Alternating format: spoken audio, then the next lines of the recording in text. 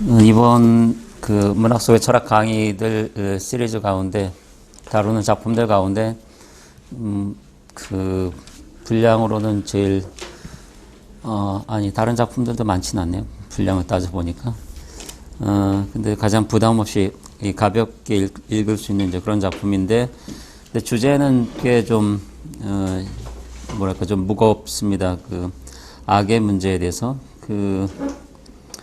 그러니까 볼테르가 철학적 꽁트라는 장르 속에서 좀 가볍게 터치하고 있는 그런 주제이긴 하지만 실상 좀 진지하게 다루게 되면은 상당히 좀 그 뭐랄까 심각한 이제 그런 주제이기도 합니다.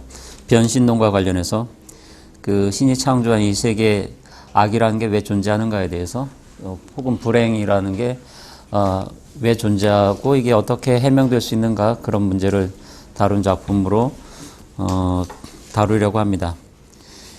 볼테르에 대해서는 뭐 제가 이 작품 해설이나 뭐 연보 이상의 설명을 드리기는 어려운데, 여하튼 이제 프랑스 계몽주의를 대표하는 그런 이제 거물이고, 그 철학 이야기의 저자 있죠, 윌 듀란트라고.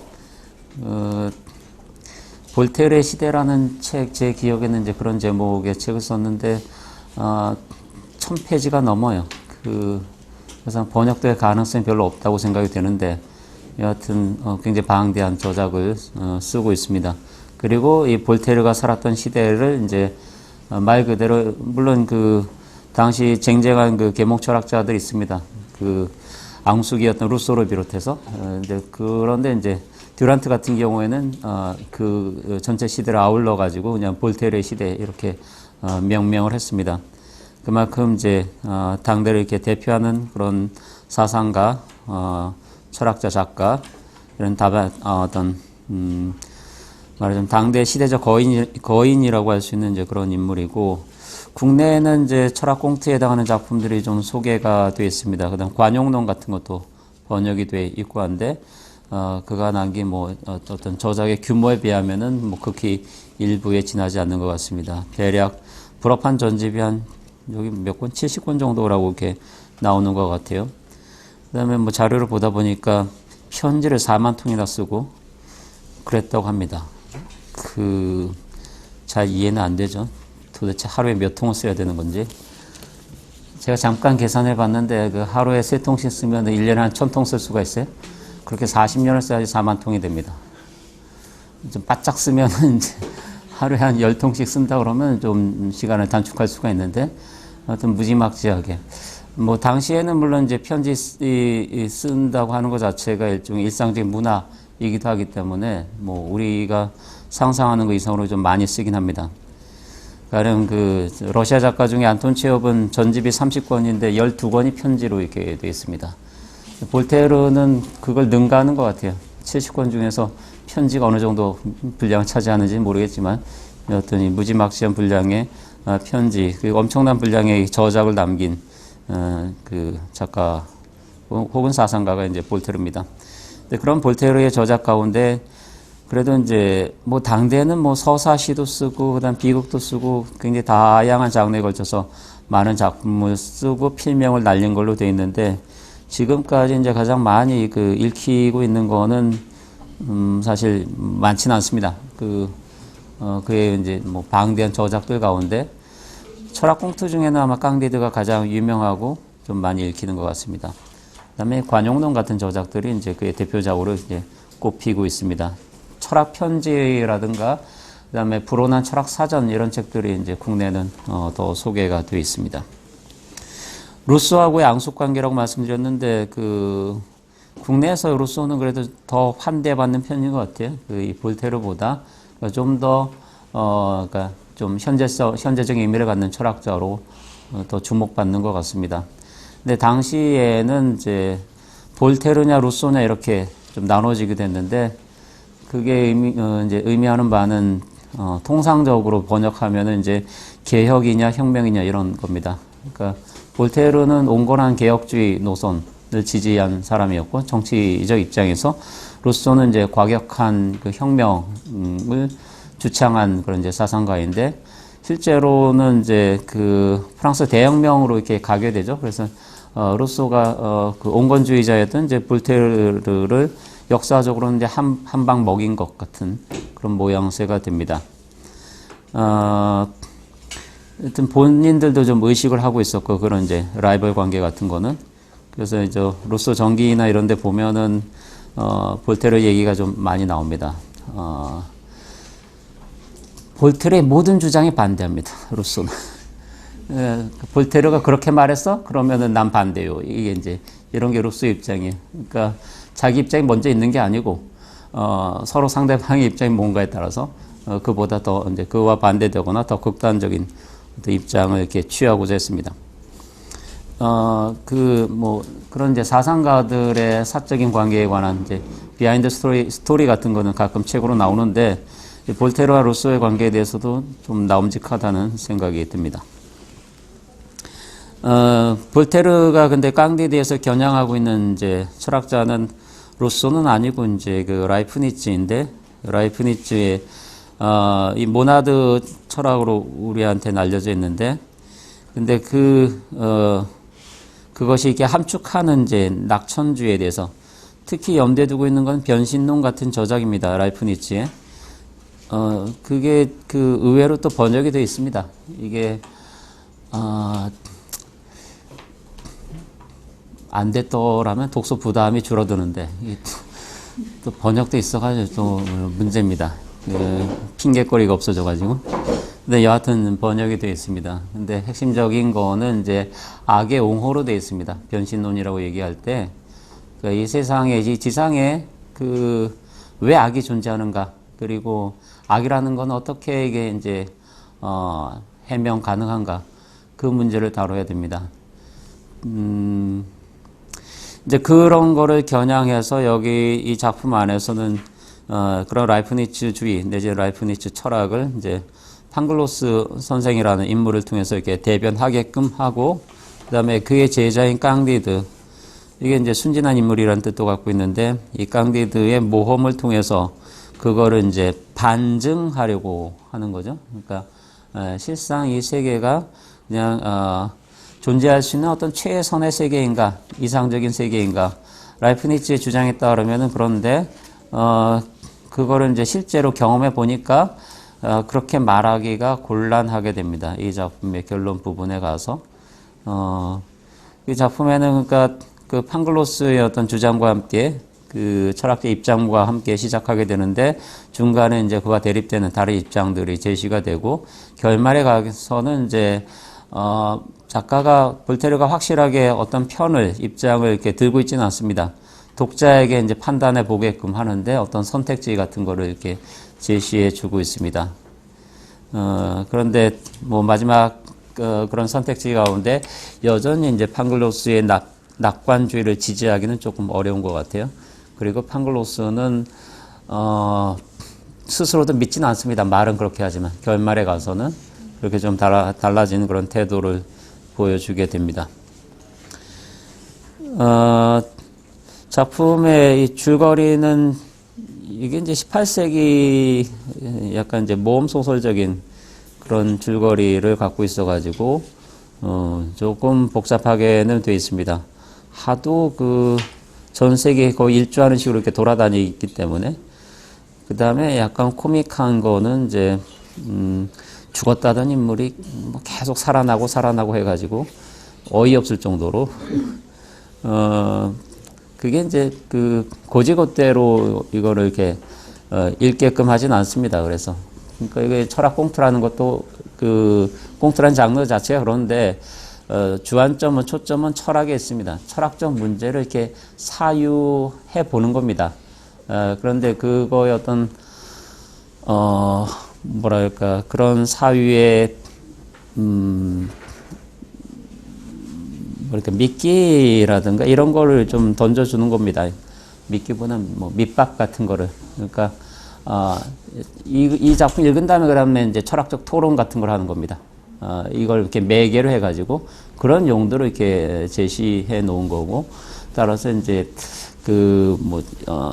우리가 문학 작품에서 기대하는 어떤 인물의 그 핍진성이라든가 인물이나 사건의 핍진성이라든가 뭐 전형성이라든가 그런 이제 기대하고는 좀 그 거리가 있는 그런 작품이기도 합니다.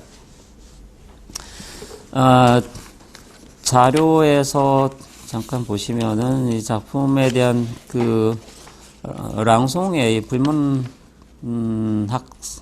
불문학사가 프랑스 문학사가이자 비평가인 랑송의 줄거리 요약이 있고, 근데 뭐 충실한 줄거리 요약은 아닙니다. 또 근데 굳이 랑송이 할 것도 없는데 뭐 랑송이 이런 걸 해 나와가지고, 그다음에 이 작품의 뭐 번역본 해제 중에 하나 이고, 그다음에 자료의 마지막에 수록되어 있는 것은 최근에 번역돼 나와가지고 제가 일부 봤는데 불온한 철학사전이라고 이제 최근에 번역돼 나온 책이 있습니다. 거기서 이제 악과 관련된 그 항목이 악인 정도가 있는데, 악인에 대해서 이제 볼테르가 어떻게 생각하고 있는가 이런 대목 잠깐 그 참고할 수가 있어서 가져왔습니다. 근데 그 뭐 한 항목만 읽어보더라도 볼테르의 인간관 정도를 좀 어느 정도 가늠해 볼 수가 있습니다. 핵심은 그 자료의 6페이지 먼저 잠깐 보시겠습니다. 6페이지에 보시면은 첫 단락에서 사람들은 인간의 본성이 기본적으로 사악하고 인간은 악마의 자식으로 태어나 악인이라고 한탄한다. 그러나 잘못된 생각이다. 그러니까 여기에 반대하는 겁니다. 물론 인간이 본성적으로 선하게 태어났다. 이제 루소는 그렇게 생각하는데 거기에 이렇게 동의하는 것도 아니고, 다만 이제 그러니까 루소와 같은 입장도 있지만 그것도 한 극단적인 입장이고, 그다음에 평균적으로 이렇게 사람들은 세상에 악이 존재하고 악인이 존재하는데 왜 그런가? 그냥 태어날 때부터 그렇다라는 겁니다. 기본적으로. 그런데 볼테르는 이제 그런 생각에 반대하고, 거기 중간 단락쯤에 보시면 인간은 절대 사악하게 태어나지 않았다. 다만 사악해지는 것이다. 병에 걸리는 것처럼 말이다. 이런 입장입니다. 볼테르가 갖고 있는. 그러니까 좀 상식적이고 그 온건한 그런 입장에 가깝습니다. 그 다음에 그 밑에 단락 보시면은 인간은 애초에 악하게 태어나지 않았는데 왜 이렇게 많은 사람들이 악이라는 전염병에 감염된 것일까? 그러니까 다만 사악해지는 건데 병에 걸리는 것처럼 왜 그런데 이런데 악이라는 전염병이 그렇게 그 취약한가를 질문합니다. 그거는 볼테르적인 해석에 따르면은 몇몇 선두에 선 사람들이 전염시켰기 때문이다라는 겁니다. 그러니까 원래 사악하지 않은데 몇몇 사람들이 이제 선동하거나 해가지고 악에 좀 물들게 합니다. 그래서 6페이지 마지막 단락에 보시면은 그 최초의 야심가가 이 땅 전체를 더럽힌 것이다. 말하자면 이제 문화적인 밈에 해당하는 거죠. 이게 유전자 문제가 아니고, 그러니까 우리 안에 이 지인의 유전자 안에 그 악 유전자가 있는 게 아니고, 물론 요즘의 뇌과학은 또 좀 다르게 해석합니다. 전형적인 유전적 사이코패스가 있다고 봐요. 또 어떤 소인을 갖고 있다고 보고, 그게 이제 발현되면은 이제 그런데 사이코패스가 된다고 이렇게 보는데, 볼테르는 뭐 그런 뇌과학까지 이제 참고할 형편은 아니고, 그래서 이 문제로 이런 레벨에서 이렇게 결정된다 보지 않습니다. 다만 이제 도킨스 같은 생물학자의 표현으로 이제 밈 같은 게 있는 거죠.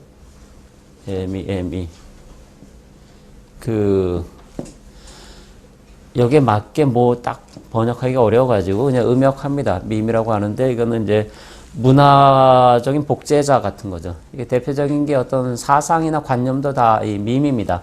이런 게 전파되는 겁니다. 여기 뭐 볼테르의 사상이고 라이프니츠의 사상이고 이거 전부 다 문화적 밈입니다. 밈이고, 그다음에 그것들이 이렇게 계속 이렇게 전승되는 겁니다. 그래서 어떤 사상을 알게 되고, 그 다음에 그걸 자기가 이렇게 갖고 있으면 자기 사상으로 이렇게 취하게 되면은, 이게 이제, 이게 감염되는 겁니다. 어떤 밈에. 그러니까 어떤 사람은, 유전자는 이제 우리 세포 안에 그 DNA로 우리가 갖고 있는 거잖아요. 그리고 유전을 통해서 재생산됩니다. 이게 생식 과정을 통해서 이렇게 물려주게 되는데, 밈이라는 것도 이게 비슷하게, 근데 이거는 이제 다른 경로를 통해서, 그러니까 생식을 통해서가 아니라 이제 문화적인 전수 과정을 통해서 이렇게 이게 전파되게 됩니다. 이것도 그 어떤 문화적 밈이라고 하는 거는 그 단종돼요.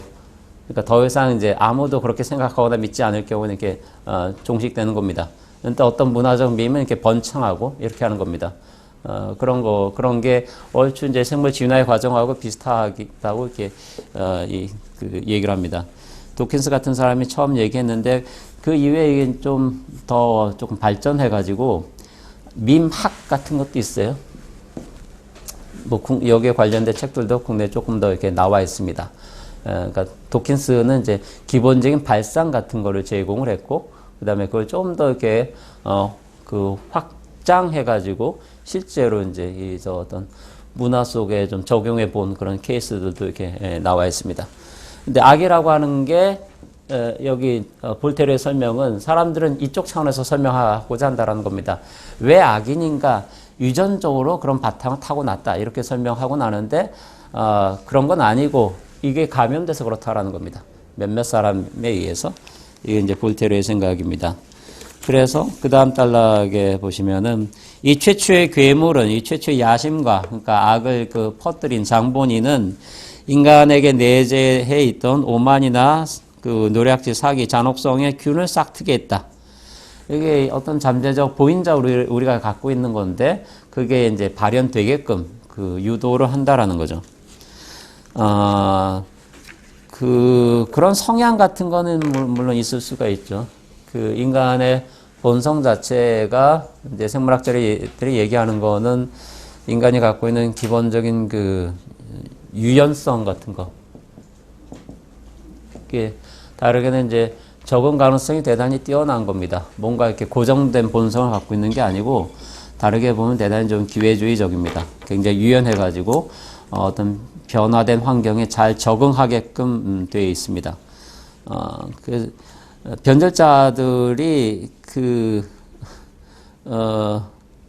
적지 않은데 어떤 사상에 대해서건 그거는 뭐 생물학적으로 보면 굉장히 자연적인 본성에 해당할 수 있습니다. 그러니까 어떤 생각에 대한 확고한 신념을 갖고 있는 게 아니고 조금 고문하면 바로 바꾸고 이렇게 하게 됩니다. 그게 유연성이에요.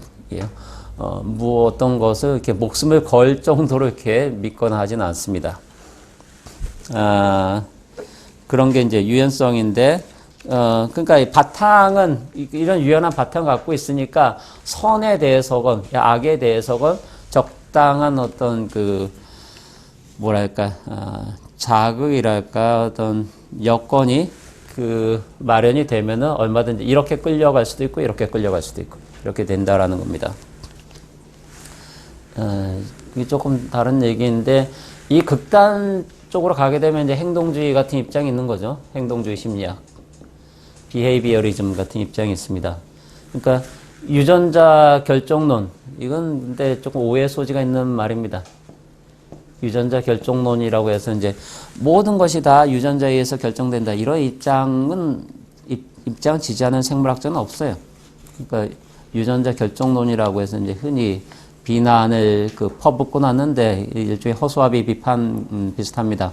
실제적으로는 이제 그런 입장은 그냥 말하자면은 이론적으로만 가능합니다. 실제적으로 이제 그런 입장을 취하는 경우는 없기 때문에 여기 유전자 결정론이라고 하는 것도 실상 내용은 저런 겁니다.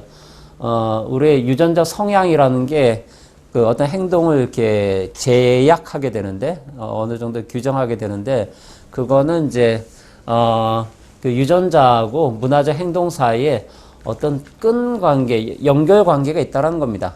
그러니까 전혀 무관하지 않고 다만 이게 길이 문제입니다. 어느 정도의 길이인가. 이게 짧으면은 좀 더 엄격하게 규정하게 되겠죠. 근데 이게 좀 충분히 길면은 무관하진 않더라도 어느 정도의 자율성은 좀 보장해 주게 됩니다. 제가 자주 예로 듣는 거는 개끈입니다. 이제 강아지들 산책시킬 때 이렇게 묶어가지고 이렇게 나가잖아요. 그 끈이 이제 충분히 길면은 얘가 기분상으로는 자유롭다고 느낍니다. 어디든지 갈 수 있으니까. 근데 반경 어느 한도 안에서인 거죠. 근데 끈이 짧으면은 굉장히 좀 제약을 받는다고 느껴요. 그러니까 자기가 자유가 없다고 이렇게 느낍니다. 유전자의 지배도 이렇게 그렇다라는 겁니다.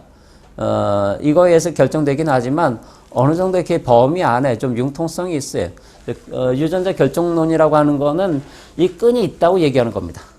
그러니까 끈이 없으면은 아무 관계가 없는 겁니다. 생물학자들 가운데는 이제 견해 차이들이 있습니다. 갑자기 이쪽으로 얘기가 빠지긴 했는데 그 스티븐 제이 굴드 같은 사람이 있어요. 그러니까 굉장히 걸출한 과학 저술가 있습니다. 그 하버드 대학에서 이제 고생물학 교수로 있었던 스티븐 제이 굴드가 있고 리차드 도킨스가 있고 서로 이제 이 굴드 대 도킨스 이렇게 이게 이제 루소 대 볼테르 얘기하다 옆으로 빠졌는데 여기도 이제 입장이 상당히 대조가 돼가지고 이 굴드 대 도킨스 이렇게 서로 이렇게 대립합니다. 이런 책도 나와 있어요. 저는 이런 것도 다 읽어봤습니다. 여러 가지 이제 둘 다 진화 생물학자이긴 하지만 입장이 좀 다릅니다. 진화의 패턴에 대해서도 서로 이렇게 견해가 좀 다르고 합니다. 도킨스는 연속적인 진화설, 이게 이제 정통적인 진화설입니다. 그러니까 점진적으로 그 오랜 기간을 두고 굉장히 천천히 진화되어 왔다라는 게 이제 도킨스를 비롯한 이제 주류 진화생물학자들이 갖고 있는 이론입니다. 진화설입니다. 반면에 이 굴드는 굉장히 독창적인 생각을 갖고 있는데 단속 평형설이라고 해서 진화라는 게 이제 이렇게 거의 변화가 없다가 갑자기 비약적으로 이제 변화하다가 다시 또 변화가 없다 또 이런 식으로 약간 이게 계단식으로 그래서 이게 단속 평형설이라고 이렇게 얘기합니다. 근데 이런 그 주장을 펴게 된 거는 이 굴드가 이제 고생물학자이면서 이 화석을 연구하기 때문에 그렇습니다. 화석을 보게 되면은 중간 화석이 없어요. 연결고리들이. 그러니까 굴드가 반박하는 거는 만약에 도킨스나 주류 이제 진화 생물학자들의 견해가 옳다고 한다면은 그 화석들이 그 쭉 연쇄적이어야 됩니다. 그러니까 중간 단계가 계속 있어야 돼요. 그렇게 생각해요. 그런데 실제 화석을 조사해 보면은 이렇게 중간에 뛴다라는 겁니다. 어느 정도 있다가 그 다음에 갑자기 이렇게 뛰고 이렇게 중간이 없어요. 그래서 거기에 이론을 맞추려고 하니까 진화가 단기간에 급속하게 일어난다는 겁니다. 그러니까 시간을 두고 이렇게 일정하게 이렇게 진화하는 게 아니고 그런 게 이제 단속 평형설인데 오늘날 별로 지지되지 않는 견해긴 합니다. 오늘날에는 이제 이 도킨스 입장이나 이 입장이 더 이렇게 지지를 받습니다. 그런데 지금 말씀드린 거는 이제 유전자와 관련해서도 그 굴드는 이게 유전자가 우리의 문화적 행동하고는 전혀 관계가 없다고 생각해요. 굴드는 그러니까 같은 생물학자이긴 하지만 이게 형태 진화에만 관여한다고 생각합니다. 그러니까 유전자가 그래서 골격이라든가 뭐 키가 어느 정도 되고 그다음에 눈 색깔이 어떻게 하는 거는 유전자로 결정된다고 생각해요. 근데 그 사람이 갖고 있는 성격이라든가 그다음에 행동 패턴이라든가 이런 거하고는 관계가 없다고 생각합니다. 이게 굴드의 입장이에요. 그것도 조금 지지되기 어려운 것 같아요. 이제 그 이후에 나온 뭐 진화 심리학이라든가 이런 걸 보더라도 형태만 규정되는 게 아니고 좀 더 많은 부분이 유전자의 어떤 지배를 이렇게 받는 것 같습니다. 지배라는 표현이 좀 강해 보이긴 하지만 무관하진 않은 걸로 이게 이제 어느 정도 한계 어떤 가능한 범위 같은 거는 이제 지정해 주는 걸로 보입니다. 그런 게 이제 생물학적 결정론, 유전자 결정론이라고 한다면 이제 정반대 입장이 그 비헤비어리즘이 있는데, 그러니까 볼테르적 입장도 더 극단에까지 가게 되면 이제 행동주의처럼 됩니다. 이거는 백지 상태로 태어난다는 겁니다. 인간이. 그래서 모든 것은 사후적으로 어떻게 조건화하느냐에 따라서 다 좌우될 수 있다고 이렇게 보는 겁니다. 그러니까 인간은 얼마든지 악인으로도 만들 수 있고 선한 인간으로도 이렇게 만들 수가 있습니다. 그렇게 태어나는 게 아니고 태어나는 건 그냥 백지 상태입니다. 아무것도 없어요. 그냥 그거를 어떻게 주형해 내느냐라고 하는 거는 이제 사후적인 그 훈육 과정에 달려 있습니다. 그런 게 이제 행동주의 심리학입니다. 이게 이제 1950년대 좀 유행을 하게 됩니다. 그러다가 이제 대체되게 됩니다. 심리학에서 이제 뭐 구조주의나 이런 거에 의해서 이렇게 대체되게 됩니다. 그 언어학 같은 데서 또 이렇게 잘 나오는데 요 이후에 바로 나오는 게 이제 촘스키 언어학입니다. 행동주의 언어학이 있었고 그 다음에 거기에 그걸 반박하면서 나오는 게 이 촘스키 언어학인데, 촘스키는 우리 유전자 안에 어떤 언어 본능 같은 게 있다고 이렇게 얘기합니다. 그러니까 이 행동주의 심리학에서는 그런 유전적인 본능 같은 거 이렇게 전혀 없다고 이렇게 가정해요. 모두가 이제 다 사후적인 어떤 훈육 내지 조건화에 달려 있다고 보는 건데, 촘스키는 좀 다르게 생각합니다. 인간의 그때 그맘때 이제 그 DNA 이중 나선 구조 같은 게 발견돼 가지고 거기에 또 이제 조금 영감을 얻습니다. 이 촘스키가. 그래서 언어 능력 같은 게 우리 아마 DNA에 있을 거다, 이런 식으로 이제 얘기하게 됐습니다. 그 조금 나눠지게 됩니다. 근데 여하튼 이제 여기서 볼테르가 얘기하고 있는 거는 사람들이 이런 특성들을 잠재적으로는 갖고 있는데 그것을 끄집어내는 거, 그런 역할은 이제 몇몇의 그 야심가 내지 이제 최초의 괴물, 최초의 악인들이 이렇게 하게 된다라는 겁니다. 그러면서 이제 설명하는 게 7페이지 가시면은, 이거는 깡디드하고도 좀 연관되는 부분인데, 그 볼테르적 사고방식의 그 바탕에 놓여 있는 거는 인류학적 사고입니다. 그러니까 전 세계의 많은 그 사람들 내지 많은 민족들에 대한 어떤 데이터. 근데 이거는 많은 민족이나 부족이면서 많은 문화들입니다. 여기 일찍부터 이제 문화 상대주의적 시각을 읽을 수가 있습니다. 그러니까 보편주의와 맞서는 이 상대주의입니다.